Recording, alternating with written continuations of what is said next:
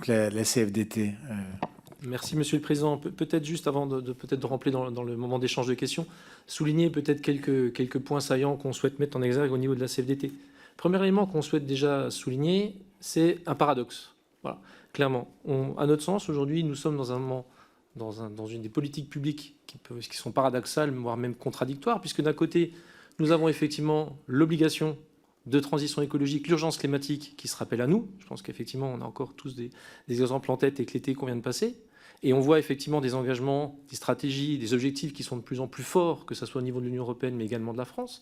On voit notamment sur la stratégie bas carbone les objectifs qui ont été revisités par le Conseil national de la transition écologique récemment. Et de l'autre côté, on voit que la France est à la traîne. Au niveau de l'Europe, le constat qu'on peut poser, c'est qu'en termes de report modal, on est dans les lanternes rouges, mais en tout cas, on est à la traîne par rapport à d'autres pays. Donc vraiment, on veut souligner ce paradoxe, cette contradiction qui amène quand même à ne pas comprendre ce choix. Parce qu'effectivement, le choix de la discontinuité, à notre sens, va avoir un effet de souffle très fort, non seulement sur l'opérateur public, mais aussi sur tout le secteur, et précipiter, accentuer, en tout cas, détériorer le report modal qui est en cours, alors qu'on voit qu'aujourd'hui, même dans les scénarios les plus optimistes qui peuvent être posés, les objectifs de 2030 sont déjà très difficilement atteignables. Donc ça, c'est le premier point que je souhaite souligner. Deuxième point, ce que je souhaite également mettre en exergue, c'est une conviction qui nous anime à la CFDT Cheminot, c'est que cette discontinuité, c'est le choix du pire. C'est le plus mauvais choix pour la transition écologique, effectivement, que je viens de détailler, le plus mauvais choix pour les salariés que nous représentons, le plus mauvais choix aussi pour l'opérateur public, mais aussi tout le secteur, et on pourrait y revenir si vous le souhaitez, et également pour les territoires, et on pourra aussi le détailler si vous le souhaitez, parce qu'à un moment où effectivement on mise sur une stratégie de réindustrialisation de la France, là encore, c'est extrêmement paradoxal de venir courir un risque de ne plus irriguer correctement les territoires en matière de transport. Troisième point que je souhaite souligner en propos introductif, c'est une réalité. Une réalité, c'est qu'aujourd'hui, nous n'avons pas plus d'assurance que ce scénario de la discontinuité a une chance de voler qu'il n'en avait en 2018. Alors, ce n'est pas qu'on remet en cause, on n'est pas là pour ça, la parole des politiques ou la parole de la Commission européenne. Ce qu'on pose juste, c'est un constat qui nous paraît quand même à souligner, c'est qu'en 2018, le scénario tel qu'il était posé pour la nouveau pacte ferroviaire était sécurisé au niveau de Bruxelles. Vraisemblablement, non. Donc la question qu'on pose, c'est qu'aujourd'hui, quelle confiance peut-on avoir en la parole de la Commission européenne, alors qu'on se retrouve finalement dans un moment très, très similaire. Cette question, à notre sens, doit être posée. Quatrième point que je souhaite également mettre en avant, c'est une réalité.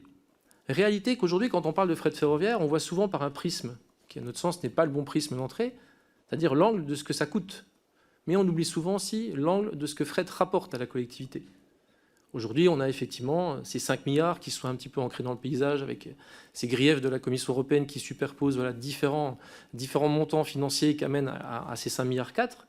Mais ce qu'on oublie, c'est que sur une même période depuis 2008, fret, il y a eu un rapport récent qui a été publié au niveau du CSE fret a dégagé 10 milliards d'externalités positives. Et là, il y a aussi effectivement un enjeu où fret est un outil qui, indéniablement, est bon pour la collectivité, est bon pour le pays. Et on se rappelle quand même aussi, un point également que je me permets de souligner, c'est le rôle quand même essentiel qu'a joué Fret SNCF, ainsi que les autres opérateurs de fret, au sens large, au moment de la crise sanitaire, notamment au premier confinement, en assurant quand même un nombre important de transports et de trafic essentiels pour la nation. Enfin, dernier point que je souhaite aussi évoquer dans ces propos introductifs, c'est aussi la responsabilité des choix qui ont été faits. Et ça a été évoqué par le collègue de la CGT sur notamment les cessions d'actifs. Aujourd'hui, on est devant un dilemme, une question qui est d'ordre financier, alors que quand on regarde un petit peu, et il n'y a pas besoin de remonter le temps jusqu'au 19e siècle pour ça, on voit qu'on a des cessions d'actifs qui sont somme toute assez récentes, je pense notamment à Akiem, Hermeva ou des cessions immobilières, où le choix a été fait que ces cessions qui étaient quand même sur des actifs de fret SNCF, l'argent qui a été effectivement rapporté sur ces ventes, le choix qui a été fait, c'est de le consolider au niveau du groupe SNCF. Donc ces sommes ont contribué au désendettement du groupe, alors que logiquement, elles auraient pu et elles auraient dû, et c'est des choix d'ailleurs que la CFDT Cheminot a contesté, que ce soit au niveau de la SNCF ou au-delà, en disant, à notre sens, là, on s'égare, on sait très bien qu'il y a une dette ou des investissements qui sont nécessaires pour fret, et il est logique que ces fonds viennent financer, puisque finalement, et pour finir, on voit quand même que les griefs aujourd'hui qui sont faits à fret, c'est quoi? C'est finalement de s'être dit que fret se retrouvait dans un moment où il était pendant une période seul opérateur, et en fait, il y avait un désengagement de la puissance publique qui l'obligeait à s'autofinancer, ou alors on arrêtait l'activité. Et aujourd'hui, finalement, tout ce paradoxe, c'est qu'on vient reprocher à Fret d'avoir continué au service de la France, d'avoir continué à mener une politique de transport public, alors qu'il y avait un désengagement quand même très important de l'État, sur lequel aussi on pourra revenir. Voilà, je ne fais pas plus long en propos introductifs, on s'y a bien à votre disposition pour répondre aux questions. Une question pour la CFDT. Alors, juste une petite remarque. Je l'ai fait souvent, peut-être certains diront trop souvent, mais sur le statut et la différence entre ce qui s'est passé entre 2018 et 2020 et la discontinuité actuelle. Tout le sujet, c'est en droit, une société peut-elle être tenue responsable des engagements d'une société qui l'a précédée? Et il est indiscutable que, du point de vue du droit, les PIC Fret SNCF avaient bien comme héritier la SA SNCF Fret. C'est indiscutable, c'était exactement les mêmes activités, exactement les mêmes actifs. Et donc, on ne peut pas comparer cela avec ce qu'essaye de construire la France. Voilà, on a compris les uns les autres les positions des uns des autres, qui est justement de pouvoir dire en droit que ça n'est pas la même entreprise. Voilà. Ce qui fait que une éventuelle condamnation sur les 5,3 milliards ne retombera pas sur le dos de l'entreprise qui arrivera parce qu'elle sera suffisamment différente pour qu'en droit européen, on considère que ça n'est pas la même entreprise. Alors qu'en droit, en 2018, 2020, la transformation en SA a fait que c'était la même entreprise. Et c'est justement pour ça que l'action publique a été ouverte. S'il y avait eu discontinuité, il n'y aurait sans doute pas cette action publique qu'on vit aujourd'hui. Donc la question, deux questions, une très précise. Vous avez évoqué le rapport sur les externalités positives. On a eu un aparté avec monsieur l'administrateur, ça doit être le rapport SECAFI, j'imagine, mais je voulais juste en avoir la confirmation. Et sur l'effet de souffle négatif, c'est un petit peu l'envers de la question que j'ai posée à monsieur Ledoc. Je lui ai posé une question sur l'envie de train. Je vais vous poser une question sur ce que vous entendez, vous, de la part de vos adhérents, sur la crainte des chargeurs vis-à-vis de cette solution de discontinuité, de ceux qui travaillent avec Fret SNCF et qui ont recours à ces flux, ces 23 flux complets avec des moyens dédiés et réguliers. Est-ce que c'est exactement ça, ces 23 flux? Qu'est-ce que vous entendez de cette inquiétude et en particulier dans quel secteur et sur quel flux? Ça nous intéresserait d'avoir ces réponses. Voilà. Si vous nous permettez, on voudrait réagir à votre propos sur la distinction juridique entre la situation de 2019 et celle actuelle. Notre propos était de souligner, comme d'autres interlocuteurs l'ont fait auprès de vous, le fait qu'il y avait des assurances qui avaient été données en 2019. Des assurances, moi j'étais administrateur à l'époque de la SNCF, il y a des assurances qui avaient été données devant le conseil de surveillance de la SNCF sur le fait que la solution qui était proposée, bien qu'elle ne corresponde pas à une discontinuité sur le plan juridique, donnait suffisamment de garanties du point de vue de la Commission pour qu'on arrête la procédure de sanction qui avait été engagée et les plaintes ayant été abandonnées par les opérateurs concurrents de Fret SNCF. Et donc, ce que nous disons aujourd'hui, nous ne contestons pas que le scénario de discontinuité qui est posé a des conséquences juridiques totalement différentes et donc peut-être plus protecteur du fait qu'on ne serait pas tributaire des actions des sociétés qui ont précédé, qui précéderaient celles qui seraient créées d'après ce scénario de discontinuité. Néanmoins, vous comprenez qu'il y a une défiance, et c'est ce que nous voulons relater devant cette commission, une défiance y compris des salariés par rapport à des garanties qui pourraient être données sur un scénario de discontinuité qui est un scénario sur lequel la France serait proactive.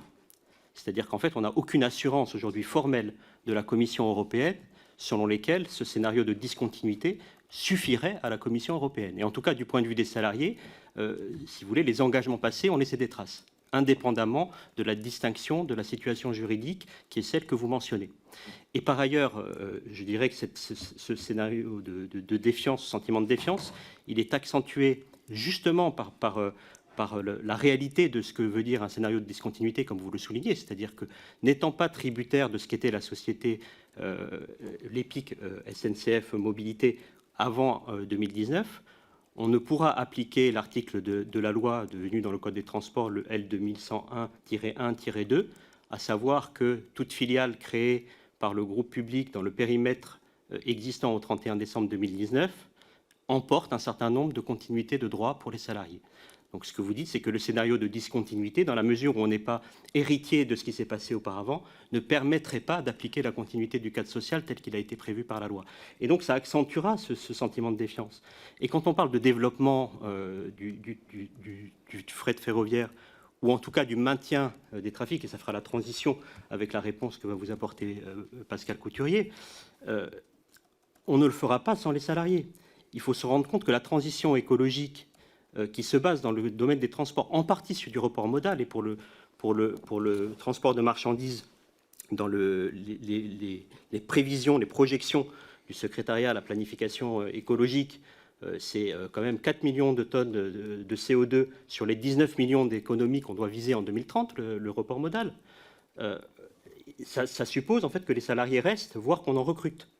Or, aujourd'hui, on est sur un scénario qui risque de faire partir les salariés de cette activité du fret. Et je le dis parce que je pense que c'est particulièrement, effectivement, néfaste dans la situation qui est celle aujourd'hui de la SAS Fret.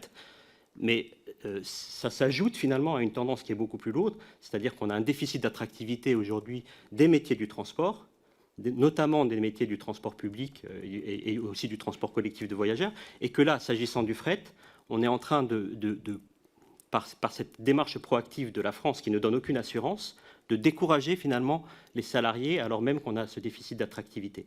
Comment voulez-vous, en fait, même s'il y a une envie de train, qu'on arrive à développer en fait le fret ferroviaire ou même à le maintenir, alors même que les salariés seront démotivés, démobilisés pour ce faire?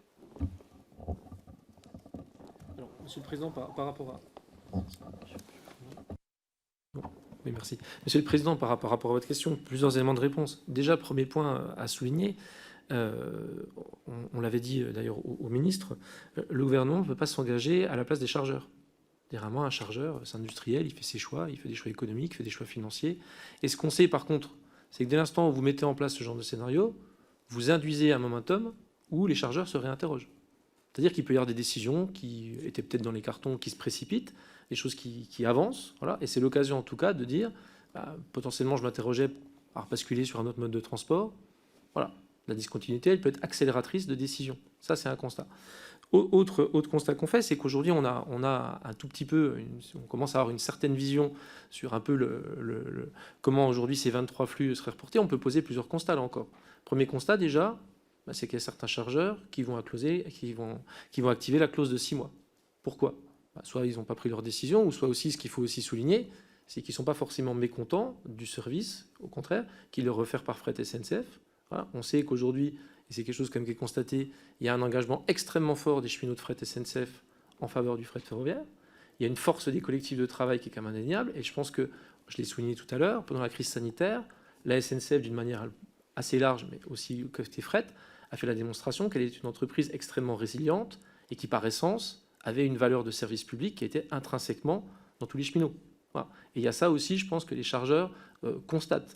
Ce qu'on voit aussi, c'est que certains flux aujourd'hui ont déjà été transférés, et on voit là aussi des attitudes très différentes des entreprises du secteur.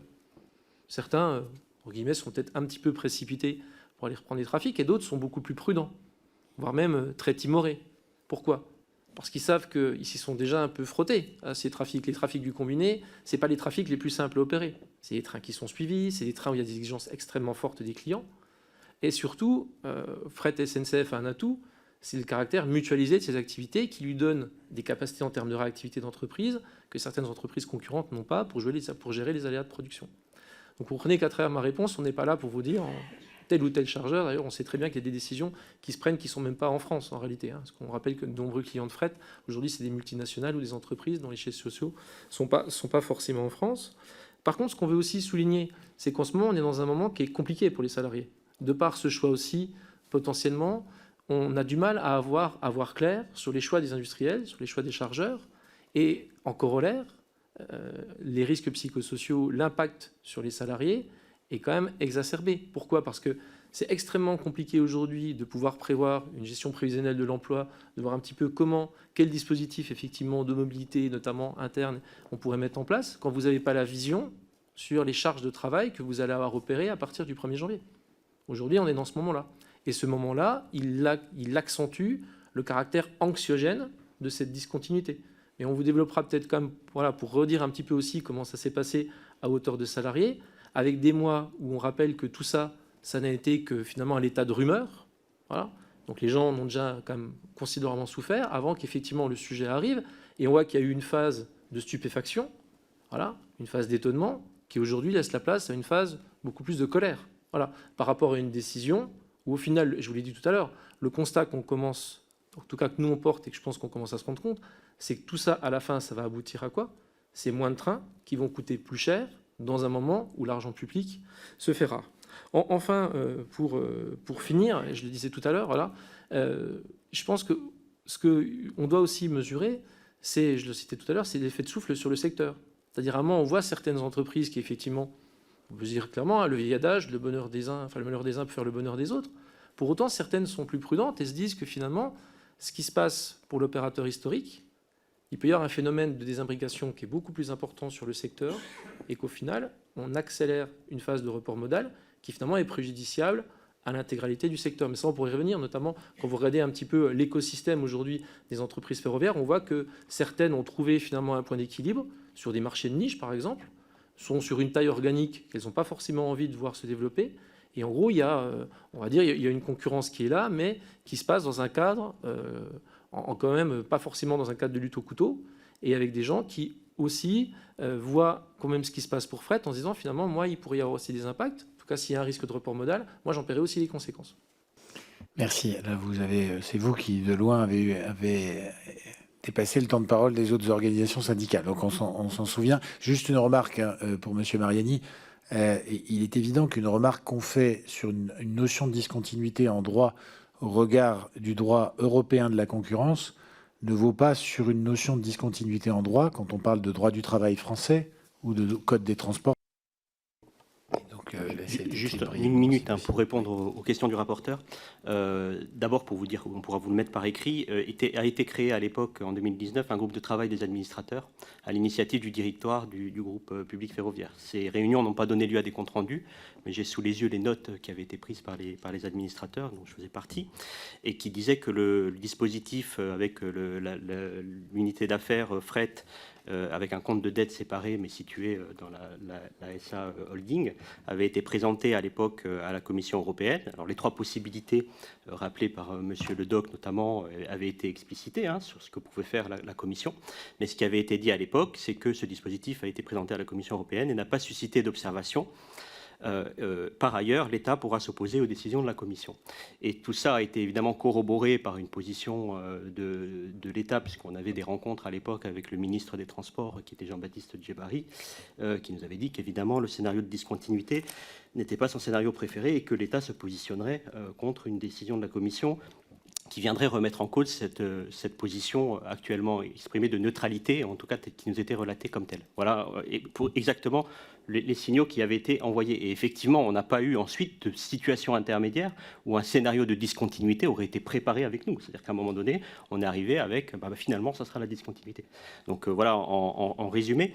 Et vous voyez que, de ce que disent nos collègues, pour répondre à votre deuxième question, que moi j'aimerais vous croire, et on aimerait tous vous croire, Monsieur le Président, sur le fait qu'il y a une assurance sur le fait que l'application d'une discontinuité sur le plan du droit européen ne fera pas obstacle aux dispositions de la loi Nouveau Pacte ferroviaire, qui fait référence aux activités exercées au 31 décembre 2019 par le groupe public ferroviaire. Mais cette ambiguïté, elle existe tant et si bien que vous voyez bien les scénarios de continuité du cadre social qui sont présentés aujourd'hui à l'intérieur du groupe, notamment par la SAS Fret. Et donc sur la continuité du cadre social, en tout cas, c'est pas ce qui est projeté aux salariés à l'heure actuelle, en tout cas par les représentants de la société Fret. Juste pour préciser, il ne s'agissait pas de me croire ou de ne pas me croire, c'était simplement une remarque qui consistait à dire que deux droits différents n'emportaient pas des conséquences identiques. C'est simplement ça. Mais ça, c'est une règle de droit classique.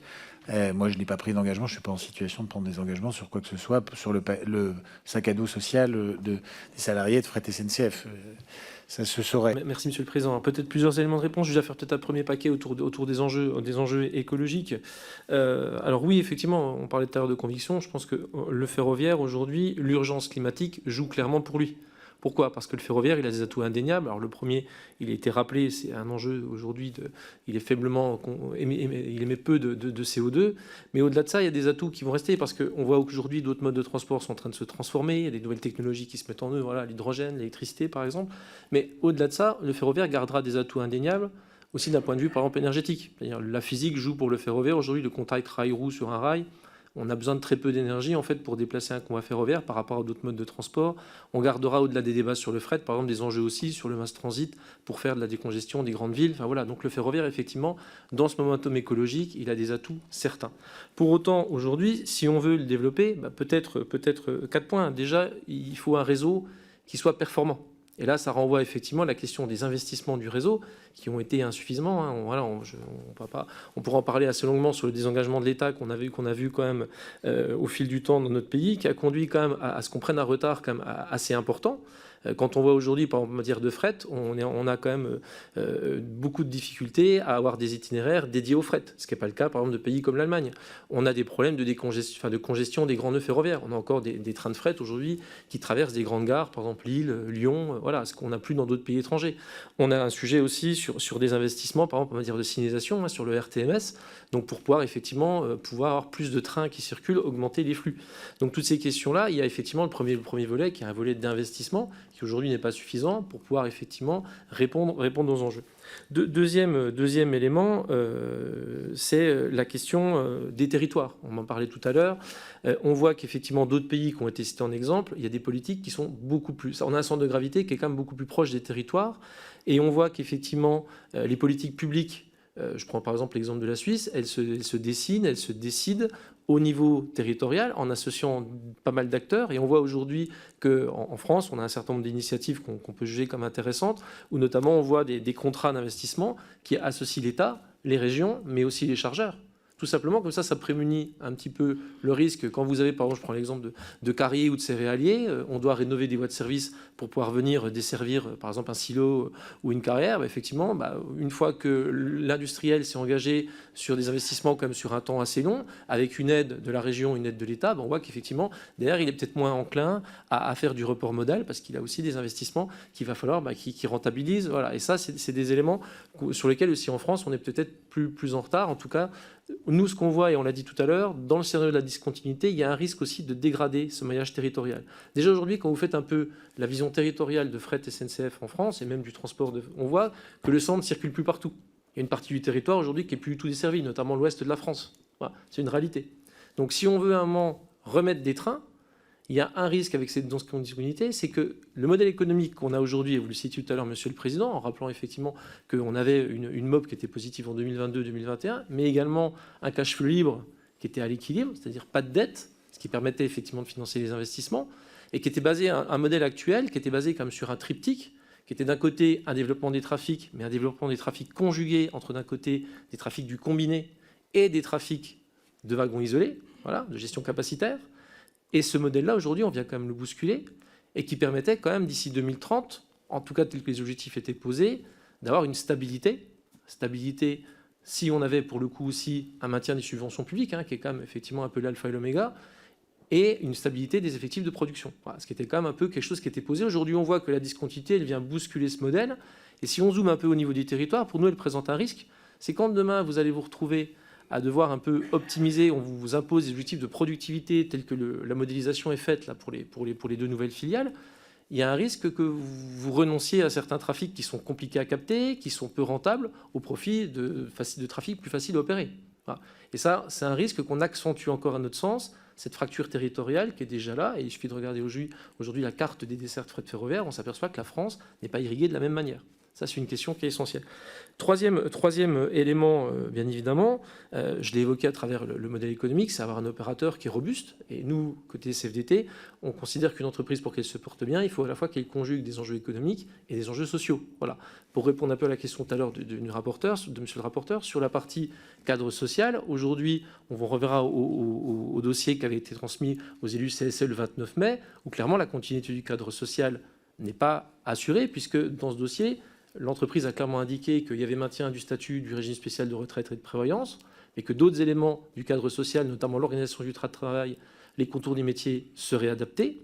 et que pour le reste des grands éléments, je dirais, fondateurs du cadre social, c'était renvoyé à une négociation à la fin d'année. Voilà. Donc ça, c'est un point aussi, c'est-à-dire que si on veut aussi assurer des outils de développement, il faut une entreprise qui se porte bien et avec des gens qui ont envie de travailler et qui ont effectivement qui ont envie de travailler pour l'activité du fret ferroviaire. Ça, c'était un petit peu par rapport à la question qui était posée sur la Commission européenne. Alors non, hein, la réponse, voilà, on fait la même réponse que nos collègues. Nous n'avons pas à ce stade d'engagement ou en tout cas de prise de position écrite qui nous dirait, qui confirme que ces scénarios est validé d'un point de vue juridique. Et par rapport effectivement à votre remarque sur le sparadrap du fret, nous ce qu'on s'interroge, peut-être juste le rappeler à hauteur d'agent. À hauteur d'agent, tout ce qu'on échange, les arguments juridiques qu'on a pu peut-être invoquer aujourd'hui, tout ça, ça ressemble peut-être un petit peu à un espèce de grand tour de magie. Hein. C'est un tour de passe-passe, hein, vu des gens. C'est-à-dire les gens ne comprennent pas comment d'un seul coup on se transforme. Enfin, cette discontinuité, déjà le mot, c'est un mot qu'on n'emploie pas souvent. Ouais, c'est un mot et les gens au début n'avaient pas compris ce que ça voulait dire. D'une discontinuité économique, on arrive à une discontinuité d'activité, on arrive à une discontinuité de marque. Enfin voilà, ce mot, il emporte effectivement beaucoup de significations. Et je disais tout à l'heure, on voit qu'il y a eu une phase qui était une phase de stupéfaction, qui laisse aujourd'hui une place de colère. Et ce que nous remonte le corps social aujourd'hui, c'est que cette décision de la discontinuité, elle est injuste et elle est injustifiée. Voilà. Et là-dedans, effectivement, on n'est pas pour rentrer dans des espèces de théories du complot ou je ne sais quoi, mais ce qu'on peut nous s'interroger quand même légitimement, c'est qu'on a détaillé tout à l'heure la saison 1 qui avait eu lieu en 2018. Là, on est dans la saison 2. On peut déjà s'interroger si en fait on n'est pas en train de préfigurer la saison 3. Et la saison 3, c'est quoi? C'est un glissement finalement de ces deux filiales qui ne vont pas vivre très longtemps pour aller sur une stratégie qui est une stratégie de rail logistique Europe, c'est-à-dire à un moment que les trains reviennent non pas à l'opérateur public, mais à des filiales type Captrain. Voilà. Et ça, c'est une question quand même que légitimement, aujourd'hui, côté CFDT, on se pose.